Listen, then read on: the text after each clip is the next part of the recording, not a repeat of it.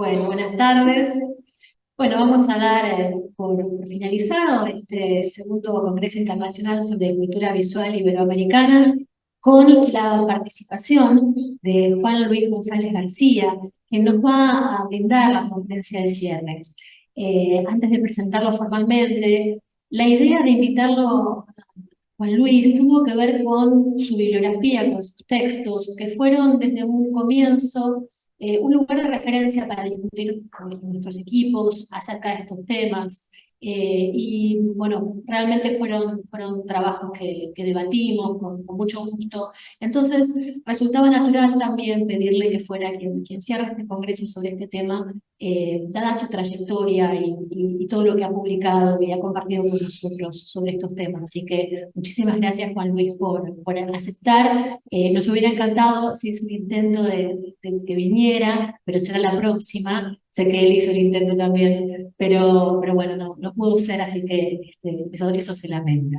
Te voy a presentar entonces, Juan Luis, antes de darle la palabra. Juan Luis González García es profesor titular y director del Departamento de Historia y Teoría del Arte por la Universidad Autónoma de Madrid. Es responsable de la muestra Extraña Devoción de Reliquias y Relicarios en el Museo Nacional de Escultura en el 2021.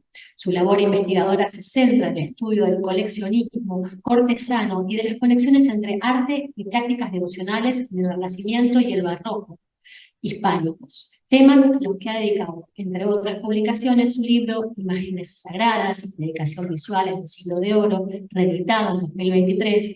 En la actualidad dirige el Proyecto Nacional de Investigación Coadjutores, Artistas e Ideas Migrantes en la Globalización Ibérica, cuyo objeto son las redes de circulación de los artífices, la docencia y la tratadística de la Compañía de Jesús durante la Edad Moderna. En esta ocasión, Juan Luis ha aceptado dar esta conferencia que lleva por título Signos fragmentados y memoria material, las reliquias y sus espacios en la España moderna. Te cedo la palabra entonces, Juan Luis. Muchas gracias. Bien, muchísimas gracias, Cristina. Gracias también a Juan Ricardo Rey por la invitación, que, como bien has recordado, tristemente no ha podido materializarse en mi presencia allí. No he podido bilocarme. Me hubiera gustado, dado el tema del Congreso, pero bueno, confío, como dices, en que habrá una próxima ocasión. Voy a comenzar presentación, lógicamente, compartiendo la presentación que tienen ahora mismo ya en pantalla. Y comienzo con la lectura de la misma, que procuraré hacer, digamos, lo más despacio posible para facilitar la intelección a distancia de lo que tengo que decir. El Código de Derecho Canónico clasifica las reliquias en función de su materialidad. Denomina reliquias insignes o de primer grado al cuerpo completo del santo, a su cabeza, sus brazos, sus manos, el corazón, la lengua o aquella parte en que padeció martirio, si fuera el caso, con tal de que esté íntegra y no sea pequeña. Es decir, las partes anatómicas más expresivas y también aquellas que permiten identificar al individuo merecen esta consideración. Las reliquias insignes comprenden, asimismo, los fragmentos de la cruz o lignum crucis, a la izquierda tenemos uno, al igual que los instrumentos de la Pasión de Cristo. Y esta clasificación se advierte, por ejemplo, a la derecha de la imagen, en la memoria de las 197 reliquias custodiadas en el antiguo Colegio de Jesuitas de Medina del Campo, repartida en 2 retablos fechables en el último cuarto del siglo XVII. En cuanto a los vestigios corporales de menor tamaño, estos se consideran reliquias no insignes y pueden dividirse en notables, mínimas o exiguas. Dichas reliquias engloban igualmente los objetos que han estado en contacto con las personas sagradas, las cuales, o los cuales, mejor dicho, se juzgan, estos fragmentos me refiero, de segundo grado. Pueden ser, por tanto, pitelas, estampas, prendas de vestir o pedazos de esta, o incluso cartas y firmas, ¿no? Aquí tenemos un retablo de Diego Valentín Díaz con una carta manuscrita, hológrafa de Santa Teresa de Jesús, e incluso las firmas de la santa se convirtieron, como es bien sabido, en reliquias que tenían valor en sí mismas, con algunos relicarios francamente peculiares, como el que vemos a la derecha, que incluye nada menos que 12 firmas, haciendo una especie de composición en ese bonito marco de comienzos del siglo XVIII del convento carmelita de San José, nuevamente en Medina del Campo. Las reliquias por contacto, la reliquia es contacto o de tercer grado, por lo general consistían en lo que se llaman brandeas, es decir, telas pasadas por el cuerpo santo o por su tumba, aunque también hay reliquias de contacto fabricadas con otros materiales. Quizá las más veneradas de todas estas reliquias sean las múltiples copias de la Santa Síndone que circularon por Europa y por América a partir del 500. Manuel Filiberto de Saboya, primo del rey Felipe II, fue uno de los primeros en regalarle, en 1568, una de estas reliquias tocadas del sudario original, hoy en Turín, pero entonces conservado en Chambéry. Aunque en la actualidad se expone este lienzo enmarcado en el monasterio del Escorial, me refiero al que aparece en la parte superior derecha de la imagen, hasta el siglo XVIII estuvo enrollado dentro de un cofre. Una segunda copia, reducida, pintada sobre seda y papel, fue enviada por Víctor Amadeo I de Saboya, seguramente a Felipe. Y es en este caso la que tenemos en medio, a la derecha de la imagen. En los siglos XVI y XVII se registran otras réplicas de la sábana santa en las descalzas reales. Una, por ejemplo, la que tenemos abajo a la derecha, se conserva hoy, y también las hubo en el Alcázar, en Madrid. Sin embargo, la preeminencia visual de estas reliquias pictóricas, que casi podríamos llamar metarelicarios, buscaba traer a la memoria la potencia del original y producía lo que podríamos denominar un efecto contradictorio, ya que las copias de la síndone generaban efectivamente presencialidad, pero al mismo tiempo distancia con la reliquia con la que se habían tocado. Tan importante era la reliquia como el relicario que la contenía.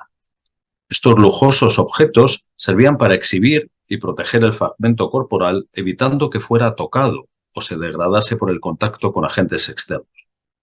En puridad, el arte de los siglos XVI al XVIII apenas aportó novedades significativas respecto a los relicarios medievales, aunque sí una destacada capacidad para acomodar fórmulas previas a los gustos específicos de la modernidad hispánica, donde solía interesar perpetuar, a través del contenedor, la apariencia de la parte del cuerpo de la cual procedía la reliquia. A este fin servían los llamados relicarios tópicos o antropomorfos, que aludían miméticamente al santo o a la naturaleza del resto custodiado. Los más reconocibles de esta tipología, que llamamos parlante, son los relicarios cuya forma, según el resto contenido, podía emular, per desgracia, pues a la izquierda tenemos de la imagen una costilla, en el centro una mano, la del relicario de San Andrés, o a la derecha una lengua, en este caso la de un famoso predicador, San Juan de Nepomuceno. Dentro de esta tipología, los bustos relicario gozaron de particular desarrollo en la Edad Moderna, a pesar de que comenzaron a utilizarse para contener el cráneo completo o fragmentos de este, terminaron usándose para albergar otros vestigios. En su riqueza material, trataban de evocar doblemente la individualidad celeste del santo y su presencia terrestre por el parecido necesario. Respecto a la inserción de reliquias, cuando se poseía el cráneo entero, una parte de este, lo habitual era que el relicario fuera practicable y contara en el interior con un receptáculo para acomodarlo. Es el caso de este busto relicario con el cráneo de una de las 11.000 vírgenes, fabricado en el Obrador del Escorial y regalado por el duque de Terranova a Felipe II en 1582, y que se conserva en un espacio que veremos después, el armario relicario bajo de la Anunciación en el monasterio del Escorial. Pero si solo se poseía un fragmento o restos de otras partes del cuerpo, lo normal es que estos fragmentos fueran a una teca frontal o se guardaran en la base, como vemos en el busto relicario, nuevamente, de otra de estas 11.000 vírgenes, en este caso, en este busto del cual, como vemos, solo se conserva un fragmento del cráneo, y si se abre este relicario, conservado en el Museo Nacional de Escultura en Valladolid. El formato, como vemos, según va avanzando el siglo XVI, va incorporando brazos, este formato del busto completo, y esto va a ser más común a finales ya del 500, ¿no? Y sobre todo en los relicarios ya del siglo XVII. Aquí tenemos uno de taller napolitano atribuido a Pietro Cuadrado, que representa a Santa Febronia. Los brazos relicarios son la segunda variedad más frecuente de relicarios antropomorfos. Al igual que los bustos, muchas veces se elaboraban a partir de un modelo dibujado en papel o pergamino denominado muestra. Tenemos una a la izquierda. La disposición de las manos generalmente son manos siempre derechas, y esto es algo muy significativo porque, si os fijáis, suelen tener la palma abierta o más bien realizar el gesto de la bendición, ya que los brazos relicarios frecuentemente se destinaban a contener reliquias de santos que habían sido clérigos, ¿no? Los sacerdotes. Así, por ello aparecen con este gesto característico. Tenemos en el centro uno de San Esteban de Cardeña, que tiene la peculiaridad de formar parte de un relicario cuyas puertas están pintadas con imágenes que evocan las reliquias que custodian en su interior, y estos preciosos brazos relicarios de la derecha, obrados en Zaragoza a comienzos del XVII, que se conservan en Barbastro. A partir del Renacimiento continuaron confeccionándose arquetas relicario con muchas otras formas como el sarcófago o sepulcro, a la izquierda, con la muela, una muela colosal, probablemente de un mamut antiguo de San Cristóbal, Museo Catedralicio de Astorga, relicarios en forma de fanal, es decir, como en forma de farola, como este de San Pedro Regalado, el medio de la imagen, y otros con formas de retablos o montajes sobre cuadros de tafetán o brocado, como los que vemos en la mitad derecha de la diapositiva. Lo que estamos viendo es que acumular reliquias, lo muestra bien el retablo relicario de la imagen, multiplicaba su valor, sobre todo cuando éstas eran de pequeñas dimensiones. Las reliquias solían ubicarse cuando estas, como digo, se multiplicaban en nichos o en celdillas, en retablos relicario, como es el caso, repito, o en anaqueles dentro de armarios que a veces contenían elementos de pintura o de escultura. A fin de restringir la visibilidad de las reliquias, los armarios estaban dotados de puertas o de cortinas. Cuando éstas se abrían o descorrían, siempre ritualmente, el objeto de veneración se revelaba a manera de epifanía. Los relicarios de la Basílica del Escorial, que es lo que estamos viendo, uno de ellos, el de la derecha, el de San Jerónimo, cuyas puertas dedicadas a este santo, a la Anunciación, y las del lado izquierdo, como digo, a la Anunciación, y las del lado derecho a San Jerónimo, que era a su vez el fundador de la orden titular del monasterio, fueron decoradas por Federico Zúcaro entre 1585 y 1586 y se convirtieron en el parangón de otros armarios similares fabricados en España en años subsiguientes. Estamos viendo la vista frontal y a la derecha una rara vista trasera, puesto que este armario se puede ver por delante y por detrás, por la parte de atrás, es por donde accedía, de hecho, el propio Felipe II, antes de entrar en las habitaciones de su palacio, en la zona de la llamada parrilla del monasterio, y adoraba a las reliquias, o mejor dicho, veneraba las reliquias a su paso por esta zona. A imagen, como digo, de estos relicarios, ¿no?, de estos espacios sacros, que por eso, bueno, he centrado mi conferencia en estos aspectos, ¿no?, en la ubicación, colocación y coleccionismo de relicarios, ¿no?, la santificación de espacios a través de las reliquias, pues fue extendiéndose a otros lugares y replicado por otros maestros, como por ejemplo Francisco de Mora, que hacia 1598 obró los relicarios altos del Escorial, diseñados por él, pero pintados por Bartolomé y por Vicente Carducho, Tenemos a la izquierda el dibujo conservado en la Biblioteca del Palacio Real de Madrid y a la derecha la ubicación actual de uno de estos relicarios, en este caso sobre, si os fijáis, el retablo relicario que contiene el armario de las reliquias de San Jerónimo, del cual acabo de hablar, ¿no? En ese lado derecho, y encima las bóvedas pintadas a finales del 17 por Luca Giordano.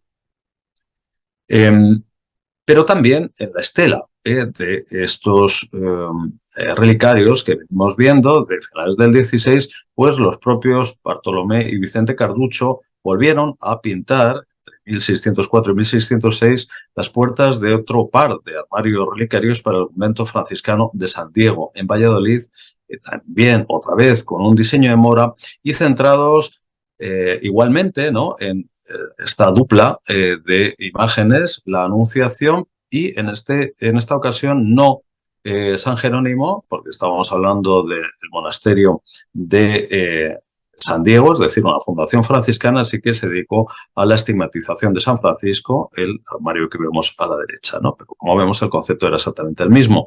Y dentro se cobijaron las colecciones de reliquias donadas por el duque de Lerma, del cual hablaré después, y que se han tratado de recuperar en cierta medida en el aspecto que pudieran tener en su día en la museografía actual del Museo Nacional de Escultura, como vemos en el margen derecho de la imagen.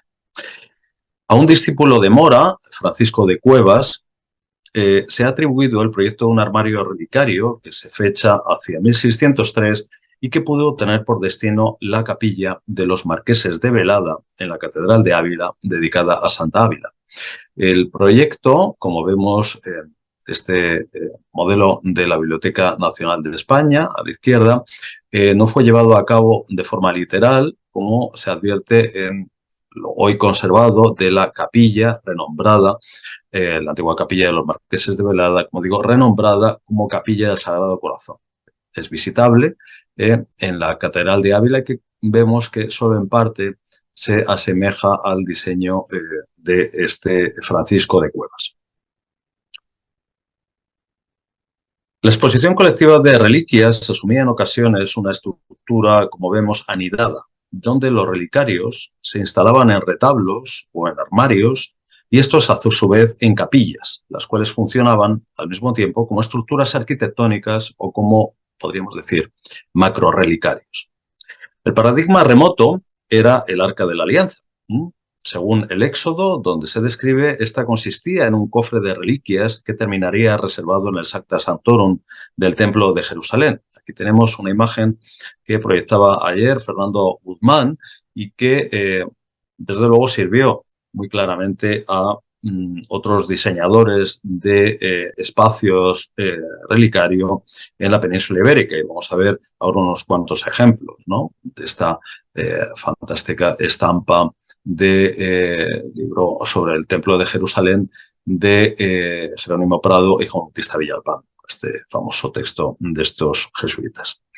Como digo, en la península ibérica, pues el primer modelo es el ochavo de la Catedral de Toledo, proyectado en 1591 y comenzado a idear por su maestro mayor, el maestro mayor de la catedral, Nicolás de Vergara el Mozo, y que fue el modelo a seguir por otros relicarios poligonales cupulados, que es, digamos, el modelo que se basa idealmente en este del Sancta Sanctorum de Jerusalén. Tenemos a la izquierda una fotografía de comienzos del siglo XX y a la derecha esta imagen de ojo de pez en un espacio que desgraciadamente no es visitable dentro de la visita común de la Catedral de Toledo, pero que bueno, podemos advertir la imagen magnífica, ¿no?, que proyecta de manera completamente impositiva la colección de reliquias de la Catedral Primada.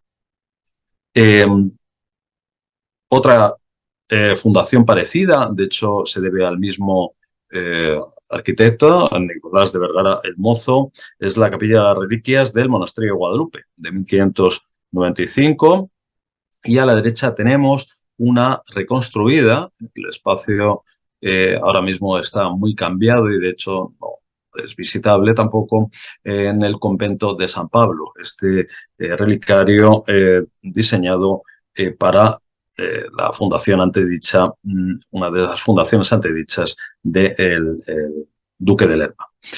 De nuevo, como vemos, una construcción cupulada, poligonal, con los relicarios ordenados en anaqueles o estantes.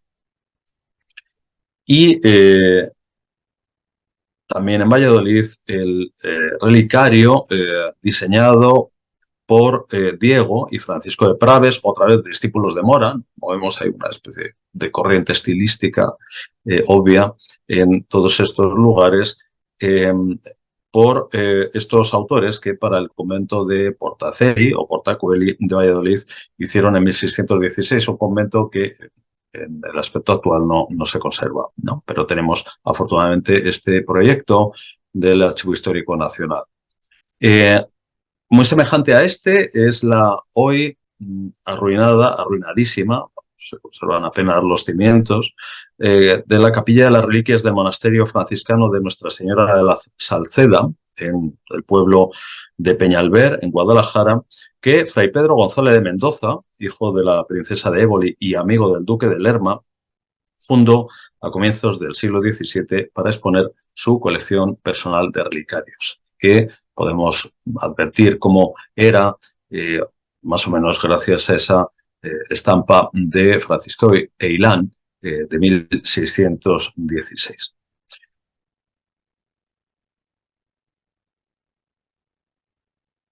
Sancho Dávila Toledo, hijo del primer marqués de Velada, de cuya capilla en Ávila acabo de hablar, y también obispo de Jaén, en el prólogo de su tratado apologético acerca de la veneración que se debe a los cuerpos de los santos y a sus reliquias, que es uno de los textos sobre las reliquias y las imágenes con valor de reliquia más importantes publicados en España desde finales del XVI y a lo largo de todo el siglo XVII, advertía la cita que podéis leer en el lado derecho, ¿no? Debemos gran veneración a todas las reliquias de los santos, aunque más en particular a aquellas que tenemos con nosotros. Muy grande viene a ser en mí esta deuda, pues lo es el número de las reliquias que tengo conmigo. Y ciertamente Dávila no exageraba, porque poseía unas 300 reliquias en su oratorio, un relicario este de Dávila que fue muy alabado, por ejemplo, por personajes de la talla literaria de Luis de Góngora. Y es que Dávila, junto con otros antecesores suyos, como Rodrigo de Castro, aquí le tenemos retratado por Francisco Pacheco en su libro de retratos, San Juan de Rivera o Fernando Niño de Guevara, Rivera retratado por Sariñena, Niño de Guevara por El Greco. Todos estos fueron algunos de los muchos eclesiásticos del antiguo régimen que, al igual que los laicos, de los cuales voy a hablar inmediatamente, acopiaron reliquias en el ámbito privado.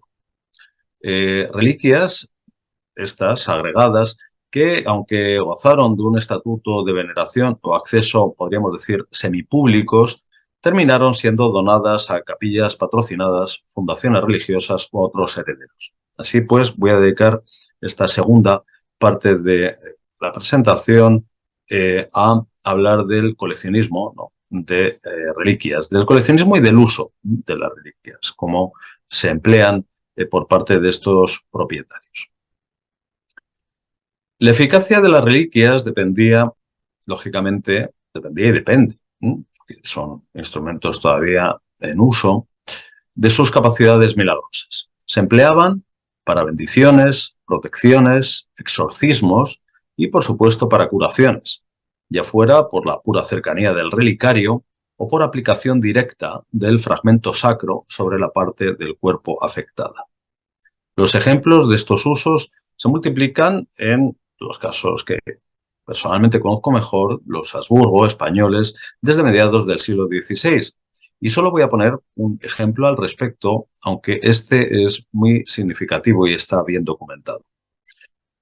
Y es el personaje que tenemos a la derecha, el príncipe de Carlos de Austria, primogénito de Felipe II, que con frecuencia padecía fiebres de tipo palúdico, lo que entonces se llamaban tercianas. Madrid tenía fama de favorecer estas enfermedades, así que el rey, guiado por el parecer de los médicos, decidió enviarle al Palacio Arzobispal de Alcalá de Henares, el edificio que vemos a la izquierda de la imagen, en una recreación del siglo XIX y abajo en el aspecto actual. Allí, en el Palacio Arzobispal de Alcalá de Henares, sufrió una grave caída que desembocó en coma el 5 de mayo de 1562. Don Carlos fue sometido a una trepanación y se sacó de su sepulcro el cuerpo incorrupto, que vemos arriba a la izquierda, de Diego de Alcalá. Como vemos, todavía se conserva y venera en Alcalá de Henares, cuerpo del todavía no santo que se llevó en procesión a la alcoba del príncipe. El enfermo lo tocó y se sintió instantáneamente aliviado. Según cuenta la narración, concibió un sueño apacible y, como contó después, el propio Fray Diego se le apareció en sueños para anunciarle que no moriría aquella vez. Como muestra de gratitud por la milagrosa recuperación del joven y siguiendo la viva petición de este, Felipe II procuró la canonización de Diego de Alcalá, la cual obtuvo de Sixto V en 1588. Este es, como sabéis, el primer santo canonizado después de la reforma, la reforma en realidad del Concilio de Trento, ¿no? O sea que el origen de esta canonización se basa justamente en el favor obtenido por la reliquia del santo con el hijo del rey, ¿no? Un dibujo atribuido a Francesco Vanni, que vemos abajo a la izquierda, de finales del siglo XVI, representa un episodio taumatúrgico similar al acaecido con el príncipe Carlos, aunque no pueda afirmarse la coincidencia absoluta de ambos asuntos, ¿no? Y que vemos que es algo no muy distinto de lo que vemos arriba a la derecha, en digamos, un cuadro de un ciclo de la vida de San Diego que pintó Miguel Jerónimo de Cieza, un pintor granadino del siglo XVII, que representa en ese marco centrado a Felipe II visitando al príncipe Don Carlos, ¿no? O sea que todavía, un siglo después de que se produjeran estos hechos, el asunto era tema de interés para biografiar los milagros de San Diego y todavía más allá, puesto que entre 1729 y 1731 Juan García de Miranda, pintor en este caso de cámara de Felipe V, ya en época de los Borbones, completó un ciclo dedicado a la vida de San Diego para el convento franciscano de Santa María de Jesús en Alcalá de Henares. Convenientemente, varios de los lienzos de esta serie, que se conservan en el Museo del Prado, están dedicados a milagros post-mortem del santo. Y estos incluyen el que vemos a la izquierda, Curación y Acción de Gracias, del príncipe Don Carlos, y a la derecha, el alma de Santiago de Alcalá, asistiendo al traslado de sus reliquias. Estamos viendo este tema, vamos a ver repetido después otra vez, de los traslados de reliquias, que también, lógicamente, sirven para resemantizar y santificar espacios y lugares, ¿no? Como digo, este asunto volveré sobre ello más adelante. Los intercambios y donaciones de reliquias no solo eran símbolo de generosidad y magnificencia, sino también instrumentos de acción política. Felipe II daba ejemplo de ello compartiendo importantes reliquias con sus familiares.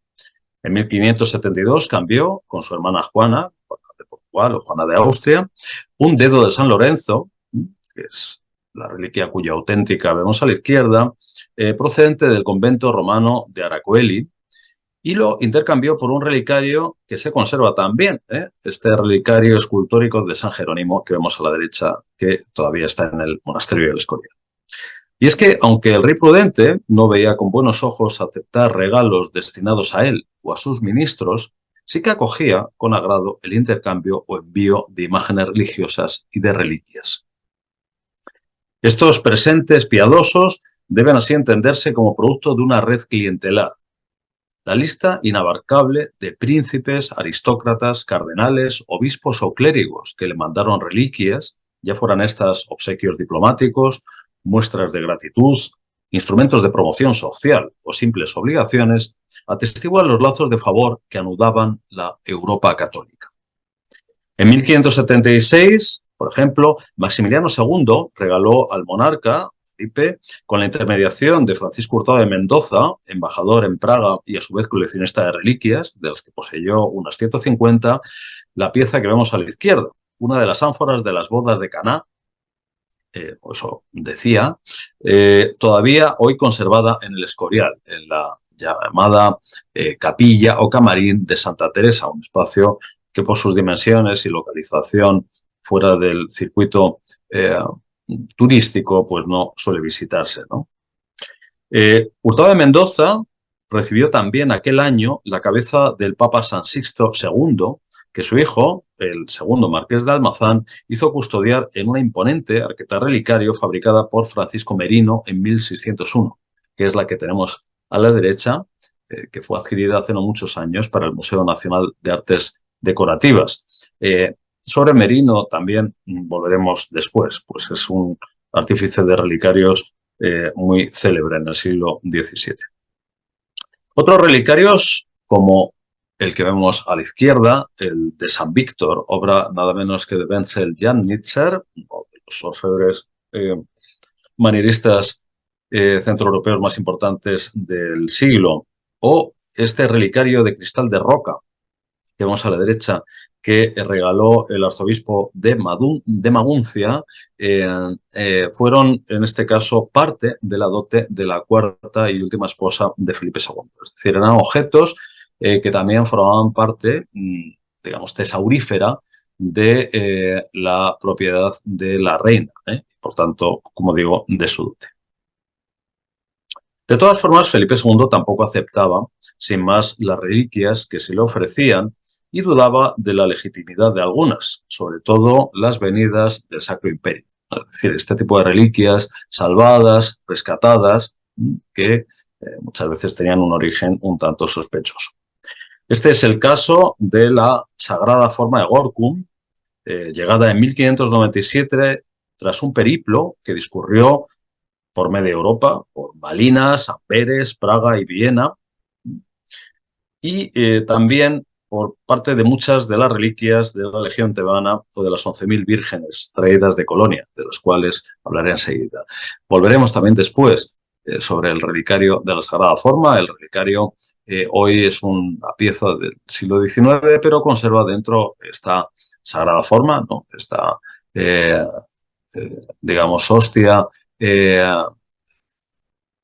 parcialmente hollada, ¿no?, por las botas con puntas de un hereje que sangró milagrosamente al producirse este hecho y fue tenida por reliquia y enviada a Felipe II. Felipe II, sin embargo, puedo detenerme en esto, no la colocó dentro de sus colecciones de reliquias, tuvo en un lugar un tanto apartado y es en época de Carlos II cuando es, digamos, recuperada y montada en el espectacular relicario retablo de la Sagrada Forma que vemos aquí en la estampa de Lázaro Gómez y Juan Bernabé Palomino, que se publicó en la descripción de Andrés Jiménez de 1764 y que se cubre, como luego veremos, por el cuadro todavía más conocido aún de Claudio Coello.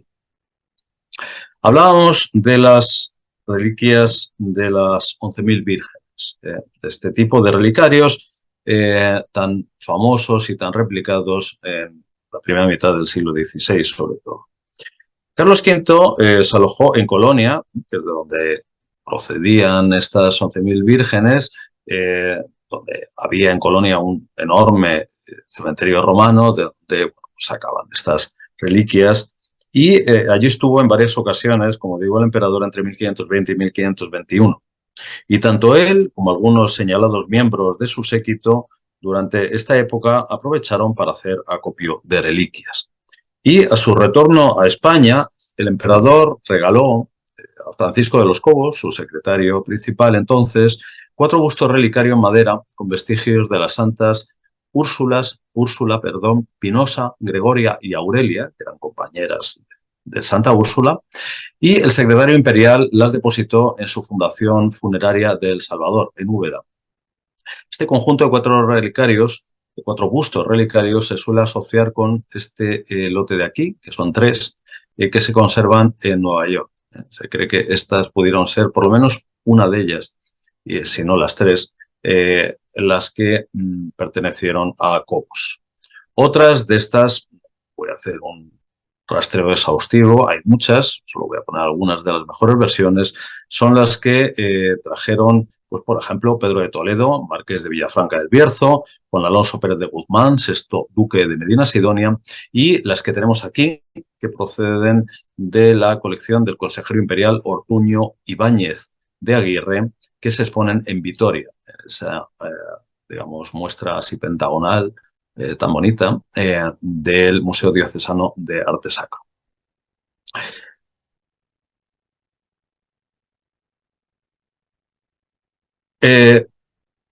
La última parte de la presentación la voy a dedicar a hablar del valor identitario o del valor, digamos, nacional que las reliquias tuvieron para muchos de estos coleccionistas y cómo funcionaban las redes de circulación de reliquias entre nobles y reyes, ¿no? Felipe II, como ha quedado evidenciado hasta ahora, fue el más extraordinario coleccionista de reliquias de su tiempo. Reunió en el Escorial una impresionante colección de más de 7.000 reliquias, en su mayor parte de santos hispanos antiguos, medievales y modernos, y medio millar de relicarios. Semejante acopio solo se explica por su influencia política y religiosa, gracias a la cual consiguió en 1567 un breve de San Pío V, autorizándolo a extraer las reliquias de cualquier lugar del mundo. Si las campañas militares del rey Felipe le permitieron hacerse con reliquias en tierras luteranas, esas tierras de las cuales venían, ¿no?, esas reliquias a veces dudosas que antes he comentado, en la península ibérica el rey dedicó enormes esfuerzos económicos e intelectuales para reunir despojos de santos patrios, en especial de los anteriores a la presencia musulmana. Aquí he querido ilustrar esta idea, digamos, el rey Felipe II, ¿no?, como defensor fidei, con estas estampas flamencas de distintos momentos de su reinado que apelan precisamente, ¿no?, a esa función suya, un poco como brazo secular de la Iglesia y el papado. En el reverdecimiento de esta, como se ha llamado, Hispania Gotorum, ¿no?, esta España de los godos, que Felipe II trata de recuperar y que lo hizo en respuesta a las críticas antiespañolas y a la justificación de su propia política militar en Andalucía y Levante, es decir, había una intencionalidad, evidentemente, detrás de este reverdecimiento, podríamos decir, del mundo gótico preislámico, tuvo un cometido fundamental el humanista Ambrosio de Morales, cuyo viaje ahora comentaré brevísimamente, vemos a la izquierda. Morales fue el auténtico factotum de la relectura apologética de la arqueología eclesiástica hispánica y de la Reconquista a partir de su viaje en 1572 por los reinos de León, Galicia y Asturias, con la misión de reunir reliquias y manuscritos de interés para esta empresa neogótica del rey. Aquí tenemos también un par de alusiones a cómo esta empresa del rey Felipe, a través de Morales, también tuvo su realización parcial en las relaciones topográficas, ¿no?, que impulsó el rey que digamos, se extendieran, ¿no?, en modo de encuesta por toda la península para saber, como parte de esa encuesta que hizo para conocer la geografía española, cuáles eran o dónde estaban los lugares sacros y se emplazaban las reliquias de cada uno de estas poblaciones de la península ibérica, y cómo justamente cuando se publicó en 1765 el viaje de Ambrosio de Morales, que hasta entonces solo había permanecido manuscrito, quien lo hizo fue el padre maestro Enrique Flórez, es decir, el autor de la conocidísima España Sagrada, que fue además quien se encargó de reivindicar y recuperar la memoria del propio Ambrosio de Morales, como sabemos, a través de la también la recaptación, podríamos decir, de la imagen funeraria del humanista en ese dibujo, probablemente encargado por Flórez a un artista anónimo y que se conserva en la Biblioteca Nacional de España y que se fecha en coincidencia con la publicación justamente del viaje de Morales. Bien, sabedor de la virtud identitaria de las reliquias para la construcción de la monarquía hispánica, Felipe II coadyuvó a la unificación espiritual de sus territorios y, de paso, a la refutación de los herejes mediante la repatriación sistemática de santos autóctonos. Aquí tenemos a la izquierda al santo, a San Eugenio, mejor dicho, siendo trasladado en sus reliquias en andas portadas por el propio Felipe II, precedido por el príncipe Carlos, en una, digamos, reconstrucción, podríamos decir, cuasi arqueológica que Francisco Valleu hizo a finales del siglo XVIII para el claustro de la Catedral de Toledo, claustro donde se encuentran justamente las reliquias de este San Eugenio, reliquias que vinieron en 1565, y de Santa Leocadia, que vinieron en 1587 y que se alojaron en sendos sarcófagos diseñados por Nicolás de Vergara el Viejo, es decir, el padre del arquitecto de el Ochavo y de la Capilla de las Reliquias de Guadalupe, y también diseñados por su hijo. El de arriba es de Nicolás de Vergara el Viejo, el de San Eugenio, el de abajo, Nicolás de Vergara el Joven, el de Santa Leocadia, y labrados por Francisco Merino, el que antes hemos visto hizo el relicario de la cabeza de San Sisto. Felipe II también trasladó a Alcalá de Henares parte de las reliquias de los mártires Justo y Pastor en 1568.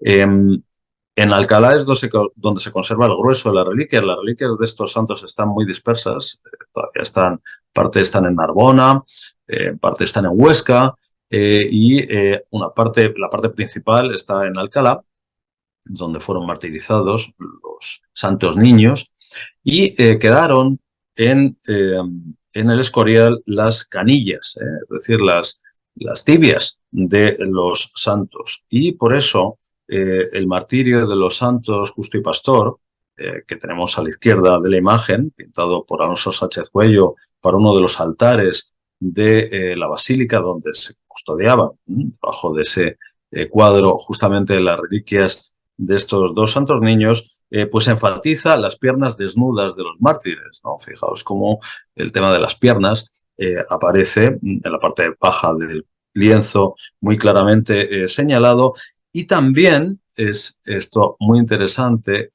se efectúa por parte del pintor una especie de retrato o de vera efigie de la piedra sobre la que fueron degollados. Fijaos donde está arrodillado uno de los niños, que es la misma piedra, o con las muescas y la forma de esta, que vemos en el centro de la imagen, con la puerta abierta, y a la derecha, con ella cerrada, en la cripta de los niños, una reliquia, a su vez, esta piedra, que todavía hoy se preserva en la Catedral Magistral de Alcalá de Henares.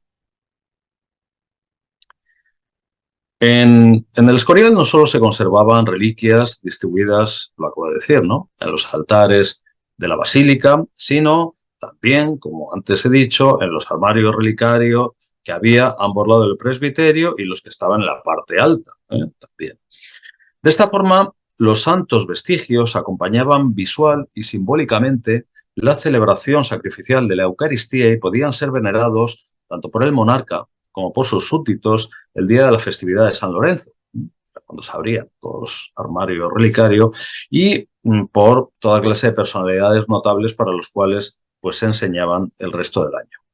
La enorme cantidad de reliquias almacenadas obligó a su dispersión en emplazamientos todavía más allá de la basílica, como hemos visto, ¿no?, en esos relicarios altos, que fue una idea como de última hora, y que de hecho ocluyen en parte las ventanas del lado este del monasterio, ¿no? Por eso la cabecera de la iglesia es tan oscura, ¿no? Algo de lo que siempre se quejaba el padre Sigüenza, que había sido una mala idea colocar ahí los relicarios, y el lugar este que acabo de comentar antes, el llamado Camarín de Santa Teresa, que vemos ahí a la izquierda, así llamado, digo de paso, porque durante un tiempo custodió los códices de la Santa, los manuscritos de la Santa, que de ellos trató de hacer, si finalmente lo consiguió, los manuscritos principales de la Santa, la vida, las cuentas de conciencia, el castillo interior, etcétera, que están en la biblioteca del Escorial, los manuscritos originales, y que, tenidos por reliquia,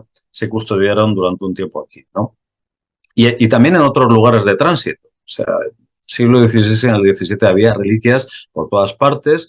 Hay reliquias en las bolas que rematan las cúpulas del monasterio. Hay reliquias en las paredes del convento. Hay reliquias en las paredes de la basílica. O sea, reliquias, como digo, por doquier, ¿no?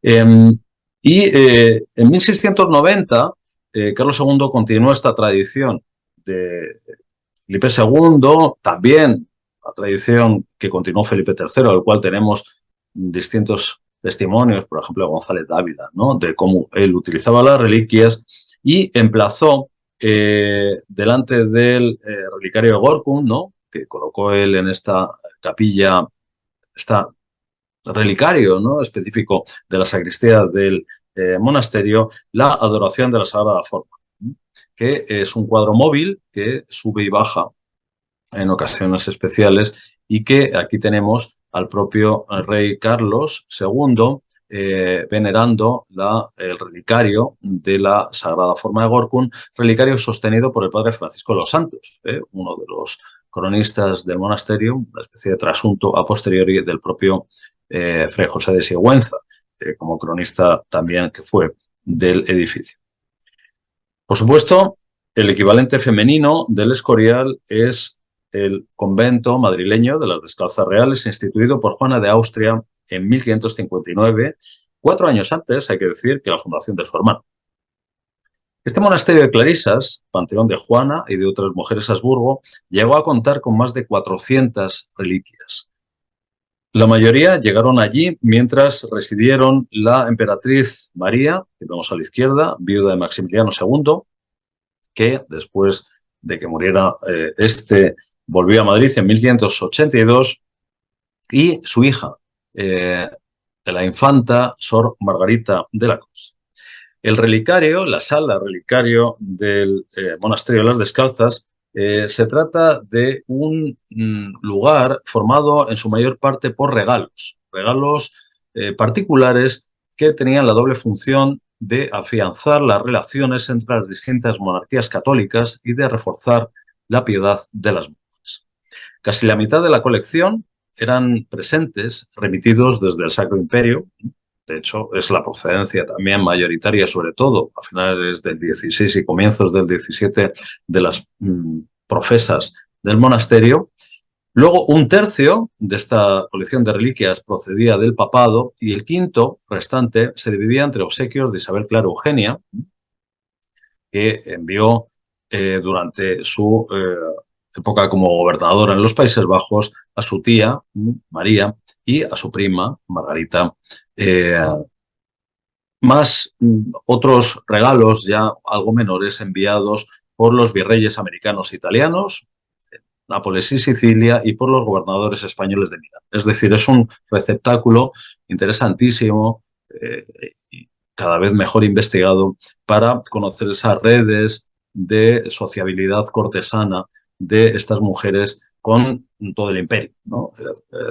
Todo el imperio en Europa y, por supuesto, los virreinatos en América e Italia. Cada reliquia que traían, que regalaban los virreyes, gobernadores, embajadores o nuncios papales, iba acompañada siempre, de hecho, de una carta en la que, además de pues agasajar a las religiosas y detallarles el modo de rendir culto al vestigio donado, se les pedía favoreciesen algún asunto terrenal. Es decir, las reliquias siempre implicaban un intercambio de favores, como he sabido pues desde que se publicó el famoso libro de Mauss del dono, ¿no? O sea, estos regalos llevaban aparejado también una función política, una agenda, si queréis. La inmensa mayoría de las reliquias de las descalzas son fragmentos óseos de santos de la Iglesia primitiva.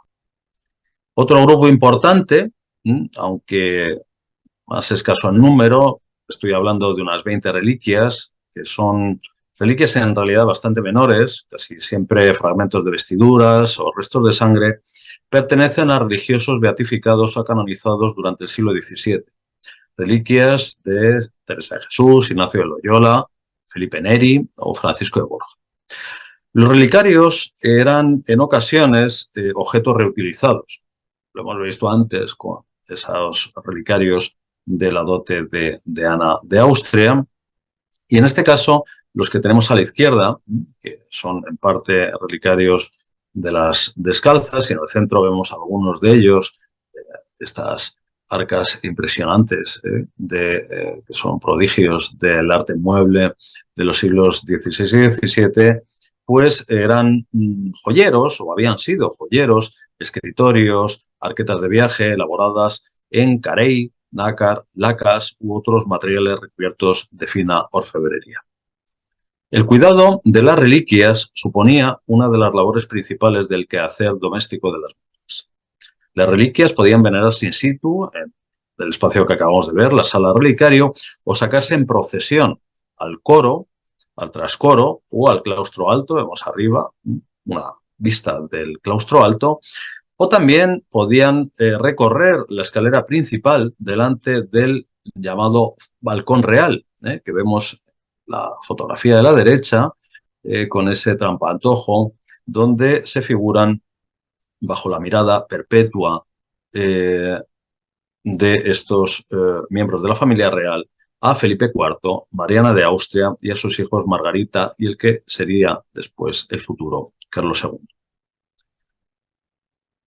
A partir de ejemplos como las descalzas o el Escorial, el culto a las reliquias pasó de ser una mera actividad devocional a devenir práctica cultural por antonomasia de la monarquía hispánica. O sea, lo que estamos viendo aquí, lo hemos visto hasta ahora, es, digamos, los modelos generatrices o generadores más bien, y vamos a ver ahora algo, solo una pequeña parte, lógicamente, de la impronta inmediata de esta moda. Lo hemos visto en forma de armarios, en forma de capillas, y lo vamos a ver ahora en forma de fundaciones también.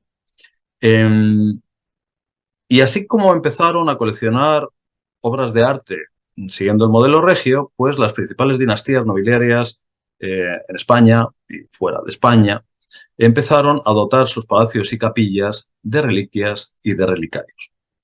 Por ejemplo, el duque de Lerma, ya mencionado, adquirió un lote de relicarios en Nápoles para alojar un gran conjunto de reliquias obtenidas en Roma, destinadas a estas ya citadas también fundaciones de San Diego y de San Pablo.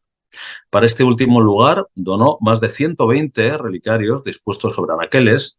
La capilla de este lugar, reconstruida, la mostré hace unos minutos, y también Francisco de Sandoval y Rojas, el Lerma, como digo, otorgó más de un centenar de relicarios al monasterio de San Blas de Subillalo, ducal, el que vemos a la izquierda, como vemos con esa copia parcial, ¿no?, del retablo de San Babón, que tiene la parte superior, retablo este de San Blas muy interesante. Otros familiares de Lerma, que fueron virreyes en Nápoles, donaron bustos relicarios similares a otras fundaciones propias de ellos. Por ejemplo, su suegro de Lerma, Juan de Zúñiga, duque de Peñaranda, entregó varios para el monasterio de San Pedro Regalado en un pueblo burgalés, La Aguilera, que vemos en el centro de la imagen, con el sepulcro del propio San Pedro Regalado, que es patrón de Valladolid, y rodeado de las reliquias, alguna de ellas, como vimos antes, del santo, conservadas en este caso en Valladolid, ¿no? Antes vimos el fanal con el dedo de la reliquia de San Pedro.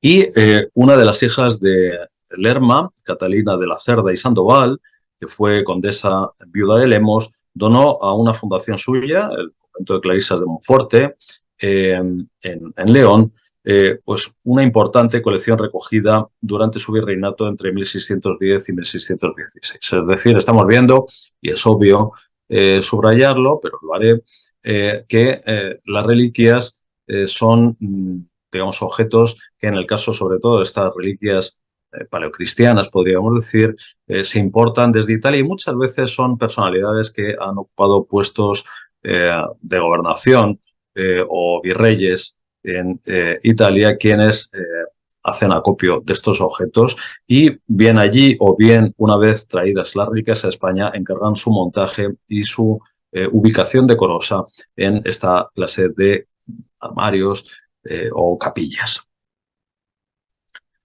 Además de actuar como agentes al servicio de la monarquía en la obtención de reliquias, los diplomáticos españoles también aprovechaban el desempeño de su misión para coleccionarlas. Voy a repasar solamente unos pocos nombres, me queda muy poco para terminar. Por ejemplo, Juan Fernández de Velasco, el sexto condestable de Castilla, fue el intermediario en la elaboración de la arqueta de Isabel Clara Eugenia, que tenemos en imagen, que es uno de los escasísimos relicarios ricos del Escorial que han sobrevivido. Que han sobrevivido al expolio, ¿no? Ha habido durante la Guerra de la Independencia y que hoy se ha conservado, retoques del siglo XIX, hay que decir, y sin la cabeza de San Hermenegildo, que albergaba en el siglo XVI, ¿no? Y también Fernández de Velasco recibió muchas de sus reliquias por herencia de parientes femeninas y otras las reunió durante sus actividades diplomáticas y militares en el extranjero. Su colección, la colección que acabo de mencionar del sexto condestable de Castilla, está en el monasterio de Santa Clara de Medina de Pomar, que es donde está su panteón familiar, ¿no? Aquí tenemos algunos de sus bustos. Relicario, este relicario de labores de convento tan hermoso, ¿no? Esa sencillez que tenemos a la derecha también forma parte de esta colección. Y igual que Fernández de Velasco, pues por ejemplo, Luis de Quijada, mayordomo de Carlos V, pues cedió su colección a la Colegiata de San Luis en su señorío de Villagarcía de Campos, en Valladolid, a la izquierda, en un curiosísimo retablo relicario. Todas esas esculturas que vemos en la imagen son esculturas relicario, albergan pequeñas reliquias en su interior, reliquias mejor dicho, esculturas hechas ad hoc para la ubicación en este lugar. Y aquí tenemos, pues, la capilla relicario del segundo conde de Olivares, padre del conde duque de Olivares, más conocido, en este caso, Enrique de Guzmán, que trajo para su colegiata sevillana, pues estas 57 reliquias que portó desde su embajada en Roma, donde estuvo entre 1582 y 1591. Y termino aquí. Dependiendo del sesgo confesional de la historiografía, el culto a las reliquias en el mundo hispánico ha sido elucidado o bien como una muestra conspicua de la devoción católica a los santos o, quizá más frecuentemente, como prueba de la idolatría y superstición de sus poseedores. Durante el siglo de oro, el ansia de poseer reliquias, lo hemos visto, no fue privativa de ningún grupo social concreto. Todos, del rey abajo, las persiguieron y cualquier oportunidad para hacerse con ellas fue aprovechada. Evidentemente, el acceso a reliquias de importancia en número considerable estaba reservado a las personas de mayor categoría dentro de la sociedad, y las colecciones de relicarios también contaban entre los objetos preciosos que las casas aristocráticas empleaban como parte de su aparato de representación con miras a indicar su piedad y buen gusto. Constituían, por tanto, un aserto devocional más o menos discreto, más o menos ostentoso y al mismo tiempo un signo de distinción social. Reliquias y relicarios podían santificar y resignificar los lugares donde se hallaban, sobre todo si se exponían y se les rendía culto, con lo que vemos aquí, ¿no? En esta escena de finales del XIX en el antiguo colegio de los jesuitas de Valencia, retratada por Joaquín Sorolla. La reliquia, paradoja matérica, ¿no? Como se llama vuestro centro, ¿no? Donde lo fragmentario alude al todo y lo mortal es signo de sacralidad, hacía igualmente presente a los devotos poseedores su propia mortalidad, pero, esto es lo más importante, no olvidemos que sin el relicario, sin los armarios, sin las capillas, que son las envolturas que protegen la reliquia, que muestran, pero no del todo, que dejan ver, pero que no evidencian, y que señalan la presencia del fragmento corporal, estos fragmentos, no serían más que restos anónimos e inexpresivos de un cadáver. Muchas gracias.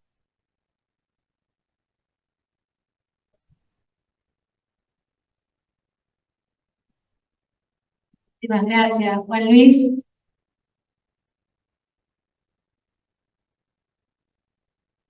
Ahí estamos, ¿me escuchas bien?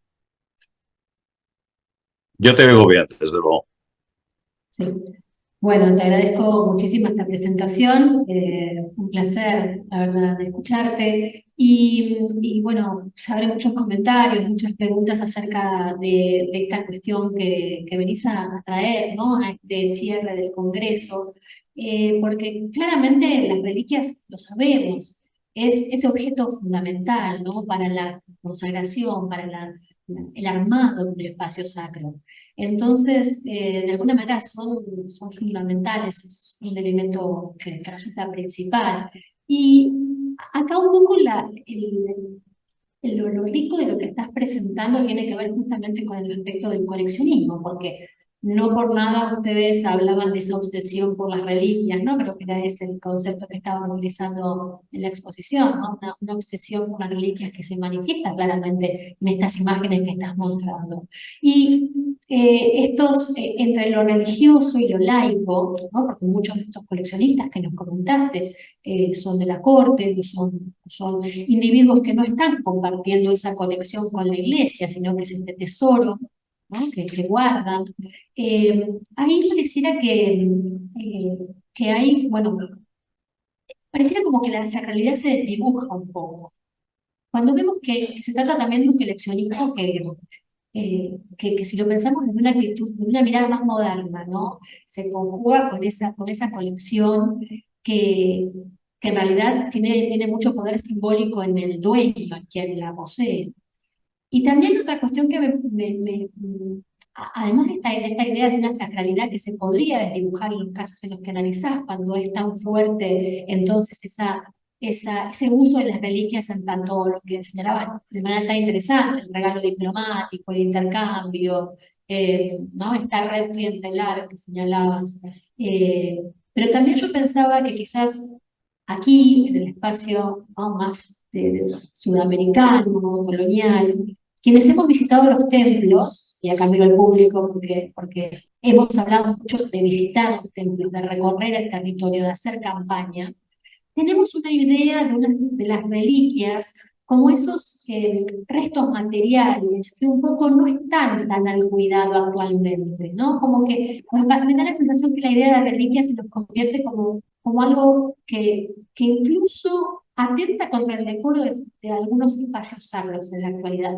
Acá lo que están mostrando es todo lo contrario, ¿no? Como muchísima riqueza por parte de quienes guardan las reliquias, pero en el sentido sobre todo de volcar esa riqueza hacia ellos mismos, ¿no? Por el valor simbólico que significa. Pero las reliquias están a veces entre me parece que hay como un vaivén entre el orden y el desorden. Creo que asocio más la reliquia y esa abundancia de reliquias en algunos templos a la idea de desorden, y sin embargo vos mostraste estas grandes estructuras que de alguna manera ordenan toda esta colección de reliquias y que me parece que también es algo que lo hace muy interesante. Pensaba también en esta, me quedé con la frase de Dávila Toledo, ¿no? Cuantas más reliquias, más deuda, que me pareció como muy interesante también de que ellos mismos están como accionando en contra de ellos. O sea, colecciono muchísimas reliquias, pero así me imagino que se trataba también de hay que venerar mucho más, hay que cuidar mucho más, hay que trabajar mucho más teniendo esta colección. Y se trata de un discurso que nuevamente hace, ¿no? a la economía de la gracia, de lo que estábamos comentando con colegas en Sevilla. O sea, yo tengo muchas reliquias, pero estas reliquias al mismo tiempo me dan mucho trabajo. ¿no? Como decir que yo soy el guardián, yo tengo que estar presente. Bueno, te cedo un poco la palabra si querés comentar algo de lo que yo señalaba para luego abrir un poco las preguntas del público. Muchísimas gracias, Agustina, por la fina sensibilidad al captar algunos elementos importantes que efectivamente he querido eh, hacer más evidentes dentro de la presentación, al mismo tiempo también revelar algunas de las sutilezas y podríamos decir divergencias que los espacios, los lugares y las propias reliquias, mmm, digamos, representaban en la época en la que estas eran coleccionadas y veneradas de forma más sustantiva y en nuestro tiempo, qué es lo que sucede con las reliquias en nuestra época, ¿no? Por una parte, un poco para atender a un par de aspectos, por lo menos, de lo que has comentado, con más detalle. Ciertamente hay un fenómeno que, claro, es el que critica preferentemente el calvinismo y el luteranismo, que es ese fenómeno, podríamos decir, de tesaurización de la reliquia, el valor material de estas, incluso algo que la propia Iglesia prohíbe, pero que se hacía y que se sigue haciendo hoy, que era la compraventa de reliquias. Eso está prohibido por el derecho canónico, pero de hecho el Papa Francisco parece que fueron 2 o 3 años, tuvo que emitir un breve, creo que fue en forma de breve, prohibiendo taxativamente esta costumbre porque en eBay se estaban vendiendo reliquias. Bueno, se puede comprar relicarios, ¿no? O sea, no se pueden. Eso es un fenómeno que se sigue haciendo en nuestros días y que desde luego estos personajes hacían en su momento, porque claro, las reliquias, si os habéis fijado, se están regalando. Las reliquias se regalan, no se pueden comprar, pero claro, alguien las ha sacado de algún sitio, alguien las ha sacado de la tumba de esas santas, alguien las ha sacado de las catacumbas romanas y son esos agentes los que sabemos que cobran, ¿no? Hay testimonios de ese tipo de comportamiento, por algunos de sus, vamos, esto está investigado, por algunos de sus más destacados coleccionistas que no tenían empacho en promover a través de personas interpuestas, es decir, no haciéndolo ellos directamente, por ejemplo, San Juan de Ribera o el propio Felipe II utilizaban este tipo de agentes en Italia. Preferían hacer oídos sordos, o decimos aquí en España, hacer la vista gorda, ¿no? Y como fingir no enterarse de que este tipo de comportamientos conllevaban pues la adquisición, no sé, una especie como de simonía, ¿no? En el tráfico de reliquias. Con lo cual, efectivamente, esta materialidad, sobre todo en el momento en el que las reliquias son instaladas en relicarios riquísimos, como hemos visto, ¿no? Que a su vez se instalan dentro de armarios y armarios que se instalan dentro de capillas, ¿no? Esa es idea como de muñecas rusas, ¿no? Que es fascinante del mundo de la reliquia, pues eran espacios que tenían mucho de, bueno, es obvio, ¿no? Y así han sido estudiados de Wunderkammer, ¿no? De Cámara de Maravillas, y eso es en cierta medida inevitable, hasta el punto de que lo que vemos hoy en día, en gran medida, son los relicarios ya donados, es decir, los relicarios que han abandonado la propiedad privada y han sido instalados en capillas de acceso público o semipúblico. Es difícil imaginarse cómo eran los relicarios, digamos, para ciegos. Hay muy poca evidencia de cómo eran estos espacios, pues porque en gran medida las reliquias ya no se poseen. No, la gente no tiene grandes colecciones de reliquias en casa, pues por obvias razones antropológicas vinculadas con la propia repugnancia que esta clase de objetos genera pues desde el siglo XIX, ¿no? Incluso en el mundo católico. Y no obstante, es cierto lo que comentas respecto a eso que podríamos llamar una cierta laicización del espacio, ¿no?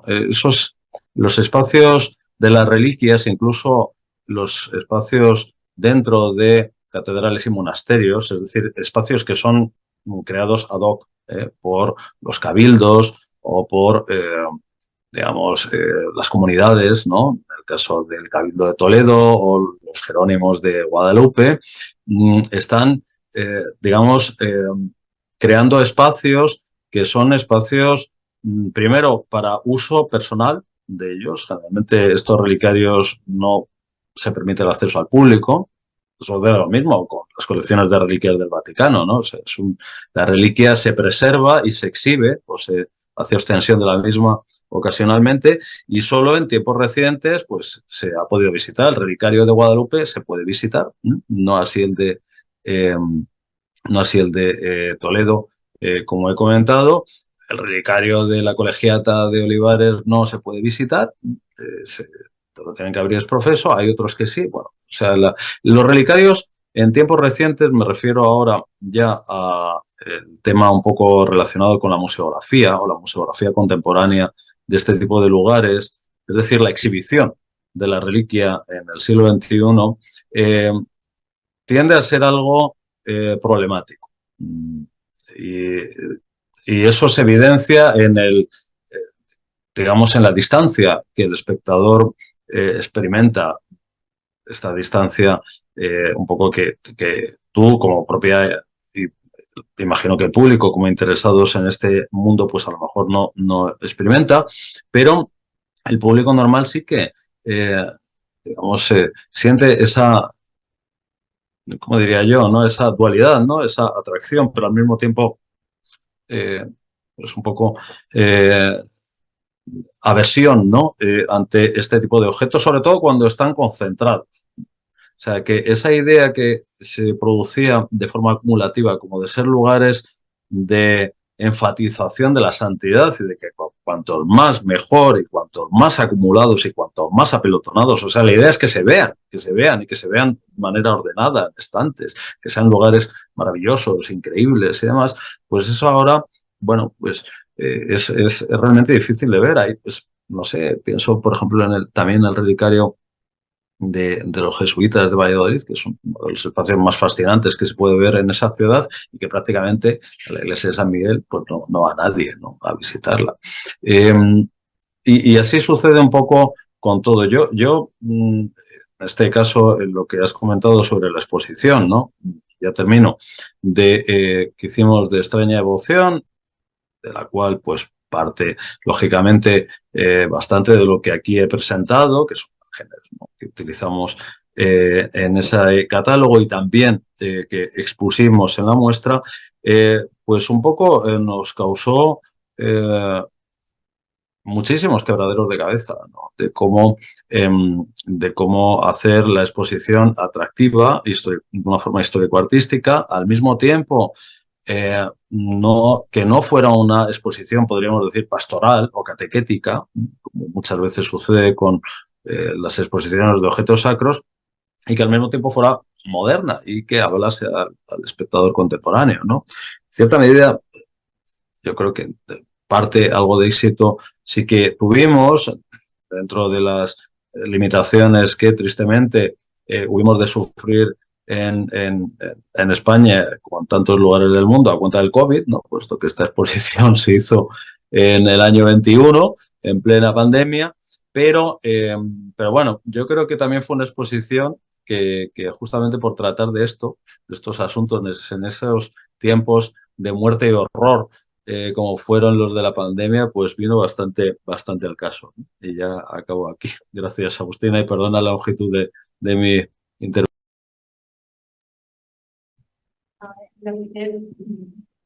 Lo que te señalaba que tengo que esperar para poder el audio, pero te agradezco tus comentarios extra y te hago un par de comentarios que les voy a hacer juntos para que puedas responder, aunque no tenemos muchísimo más tiempo, porque ya nos están esperando para continuar con la visita.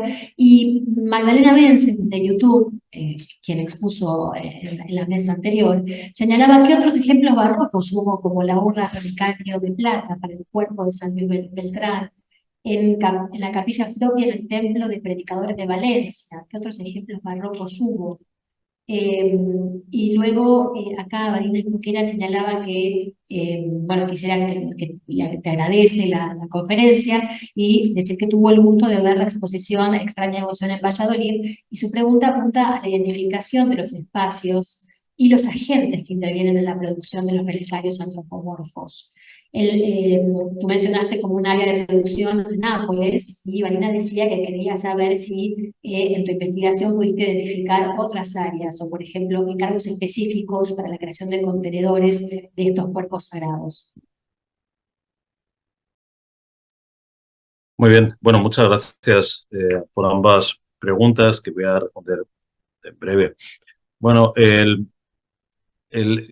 fenómeno de los relicarios, claro, es algo que progresivamente va entrando en suave decadencia, ¿no? Lenta.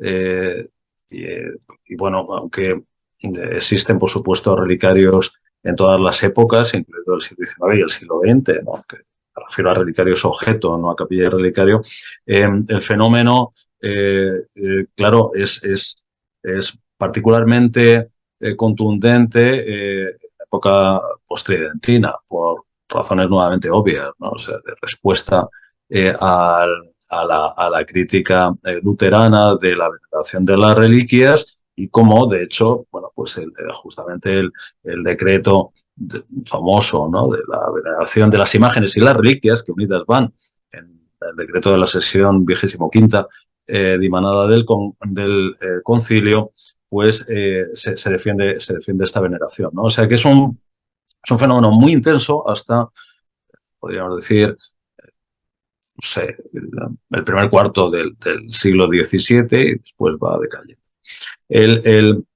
Va unido también, en relación con lo que ha preguntado Magdalena, eh, con la veneración de nuevos santos.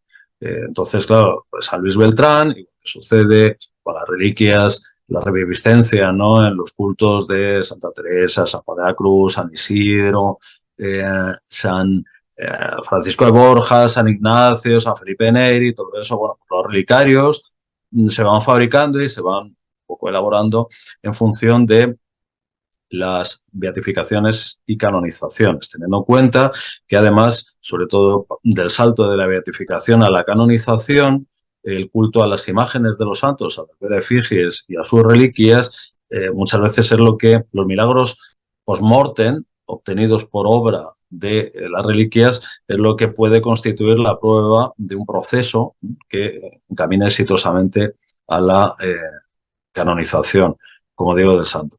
Entonces, bueno, a mí, no puedo hacer ningún ánimo de exhaustividad, ¿no? Pero porque tampoco me vienen a la cabeza así repentinamente muchos, pero desde luego el caso quizá más espectacular por lo que tiene de ser todo un edificio relicario, prácticamente es el del Pilar de Zaragoza, ¿no? O sea, que es bueno, como toda la capilla del Pilar, ¿no? Y todo lo que se hace alrededor y demás es una gigantesca reliquia, todo él en torno a una reliquia además muy contestada, y como es esta de este pilar, ¿no? Esta columna, como gran ejemplo de relicario barroco en España. Edificio relicario, me refiero no tanto a urnas o este tipo de materiales que podrían, bueno, pues podrían extenderse, porque yo que sé, la urna de Fernando III de la Catedral de Sevilla, por ejemplo, ¿no? También, y tantos otros. O sea, en realidad no es tan difícil de rastrear la fabricación de estos objetos y de los lugares de culto porque van, como digo, asociados a las canonizaciones. Entonces, si uno sigue por las fechas de canonización de estos santos, pues ve que las reliquias se fabrican muchas veces en las cercanías cronológicas de estas fechas. Y decía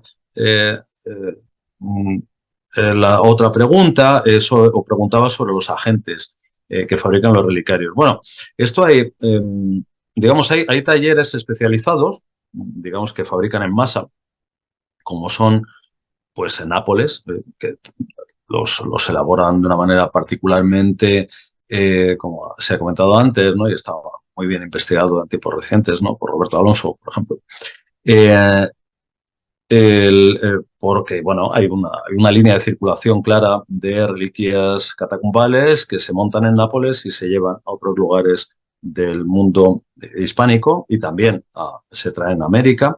Pero en momentos anteriores, sobre todo en la primera mitad del 16, se montan muchas reliquias en Bruselas y en Brabante. Todas esas reliquias alemanas del norte de Europa, esas se fabrican allí. Luego hay otros lugares de fabricación de reliquias o donde hay talleres importantes que se dedican a esto. Por ejemplo, lo hemos visto antes, en Zaragoza, particularmente en obras en orfebrería, en plata, que tienen también una estética inconfundible, la de ese tipo de objetos en bustos, relicario. También orfebrería sevillana de la época, ¿no? Sobre todo del siglo XVII, XVI-XVII, estamos hablando de esas piezas. Y luego, por último, y eso sí que quisiera destacarlo, muchas veces nos olvidamos que los grandes escultores españoles del momento, me refiero pues desde Juan de Juni a Gregorio Fernández, a la Roldana o a Pedro de Mena, pues todos estos hicieron relicarios. Lo que pasa es que sus esculturas, que eran esculturas con la teca para contener la reliquia, pues muchas veces la reliquia se ha perdido o incluso en los museos estas esculturas son exhibidas sin aludir a que originalmente eran esculturas relicario. Pero en realidad los relicarios no son solo obras de talleres anónimos, sino que grandes maestros también hacían este tipo de objetos, ¿no? Por poner un último caso, de un artista famosísimo, pues Francisco de Goya, la primera obra que se conoce suya y que ha sido recuperada hace poco tiempo con una restauración en su pueblo natal, pues fue un armario relicario. Él comenzó así su carrera, alguien que justamente es el que después, al final de su vida, pues hace esta crítica, sin embargo, al culto de las reliquias con esta famosa estampa que utilizamos como título para la exposición de esta extraña devoción, ¿no? O sea que, bueno, el propio Goya es buen epítome de la contradictoria, lo contradictorio del uso y la representación de las reliquias. Muchas gracias. Yo quisiera dejar de pasar la oportunidad de preguntarles si hay alguien aquí que quiera hacer una pregunta o un comentario, porque si no ya vamos finalizando. Muchísimas gracias. Bueno, agradecemos enormemente al profesor Juan Luis González García por este cierre de este congreso. Y yo por mi parte, bueno, te invito a que nos acompañes, Juan Luis, a cerrarlo. Por mi parte voy a decir unas palabras simplemente muy cortas para agradecerles. Se trata de un segundo congreso que organizamos de materias del programa Quilca, y que hemos tenido, bueno, ponentes y participantes de Argentina, obviamente, pero de Perú, Chile, España, Bolivia, Alemania, Estados Unidos, México y Brasil. Nos pone muy contentos llegar a todos estos espacios y abrir el diálogo, abrir la discusión con tantos colegas queridos de otras instituciones, de otras universidades. Claramente tengo que repetir nuestro agradecimiento a las autoridades del Museo Casa Fernández Blanco y al Complejo Museográfico Provincial Enrique de Daondo, donde estamos hoy, por alojarnos, por invitarnos, por facilitarnos la realización de este congreso. En ese sentido también tengo que agradecer a CONICET por su apoyo, también para la realización, muy especialmente a la UTREF, a su rector Martín Kaufmann, a su vicerrectora Diana Bechler y a todo el equipo que nos ha acompañado, siempre nos acompañan en las organizaciones de esos encuentros, a Gabriela Siracusano también muy especialmente, la directora del Centro de Investigación en Arte, Materia y Cultura, que también siempre está acompañándonos, sugiriéndonos en todo lo que tiene que ver con la organización y las ideas en todo el Congreso, pero también a todo el equipo de Centro Materia, queridos colegas y amigos. En ese sentido, mi agradecimiento muy especial también, bueno, al comité científico, pero también al comité organizador, Ana Plaza, Juan Ricardo Rey Márquez, Lucila Iglesias, Marina Escoquera y Victoria Rodríguez Ocampo por el trabajo que hemos realizado en equipo. No hubiera sido posible si hubiéramos trabajado también durante tantos meses para llevar a cabo este encuentro. Y bueno, y a todos los que están aquí y los que nos están escuchando, seguramente que nos van a escuchar también más adelante. Muchísimas gracias y espero, si todo sale bien, nos estaremos encontrando en 2 años en el tercer encuentro de Cultura Visual Iberoamericana que organizamos desde el programa Kilka Centro Material. Hasta luego, muchas gracias, Juan Luis.